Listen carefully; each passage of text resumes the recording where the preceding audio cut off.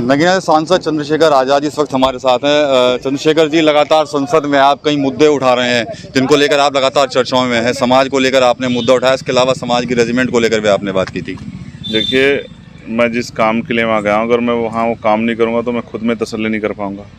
मैं हक वंचित समाज के मुद्दों को उठाने के लिए और सरकार से जवाब मांगने और उनके अधिकारों को सुरक्षित रखने के लिए और नए अवसर पैदा हों, तो उसके लिए प्राइवेट बिल भी और तमाम तरह से जो हम प्रयास करेंगे पार्लियामेंट में, उसके लिए हम लोग वहाँ गए हैं। जो अन्याय हो रहा है देश भर में, उस अन्याय को रोकने के लिए, इसका एक उदाहरण उत्तर प्रदेश में भी, आजम खान साहब इतने दिन से बंद है और जिस तरह से सारे मुकदमे राजनीतिक कारण से उनके ऊपर लगाया गया और वो जेल में जिस तरह से उनका परिवार जो है सड़ रहा है, इस पे भी जो है हम सरकार से जवाब मांगेंगे। अगर सरकारी मशीनरी का दुरुपयोग करके और कमजोर लोगों को सताया जाएगा तो हमारी जिम्मेदारी बनती है कि हम आवाज़ उठाएं। हाथरस में जो हुआ है उस पर आप क्या कहेंगे सर? देखिए, हाथरस की घटना बहुत दर्दनाक है। सबसे पहले तो मैं जितने लोग वो इस दुनिया में नहीं रहे हैं अब, जो लोग जो हैं वहाँ उस घटना का शिकार हो गए, मैं उनके लिए कुदरत से प्रार्थना करता हूँ, उनके परिवारों को जो है कुदरत दुख सहने की शक्ति दे।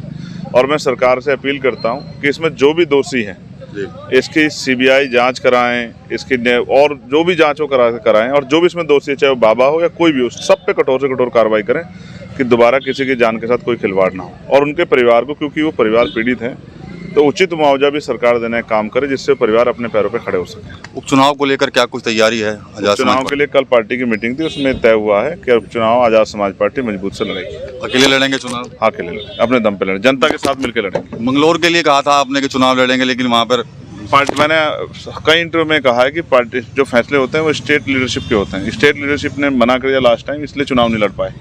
और यहाँ क्योंकि स्टेट लीडरशिप से कल बात हुई, वो लड़ना चाहते हैं इसलिए चुनाव लड़ रहे हैं। हमारे यहाँ डिक्टेटरशिप नहीं है, हमारे यहाँ डेमोक्रेसी है। जो स्टेट की लीडरशिप चाहती है हम लोग उसमें योगदान अदा करते हैं अपना। तो ये थे चंद्रशेखर, आज सहारनपुर आए हैं और देख सकते हैं कि इस वक्त रुके थे वो सहारनपुर में और हमने यहाँ पर उनसे बात की थी। साफ तौर पर कहीं ना कहीं जो हाथरस की घटना हुई है उसमें जो बाबा हैं उनके खिलाफ कार्रवाई की मांग चंद्रशेखर की तरफ से की गई, साथ ही साथ सीबीआई जांच की मांग जो है वो चंद्रशेखर की तरफ से यहाँ पर की जा रही है। देखते हैं, बड़ा लंबा काफिला है। आज काफ़ी दिनों बाद चंद्रशेखर सहारनपुर पहुँचे हुए हैं। रास्ते में उन्होंने हमें समय दिया था तो वो यहाँ पर रुक गए थे, थोड़ी बात जरूर की है, लेकिन कई मुद्दों पर उन्होंने अपना जो बयान है वो साफ तौर पर दिया है। साफ तौर पर यह भी कहना है कि जिस आवाज़ को बुलंद करने के लिए वो संसद गए थे उसी के लिए वो वहाँ पर पहुँचे और वो अपना काम भी कर रहे हैं। TV9 यूपी के लिए सहारनपुर से विकास कपिल।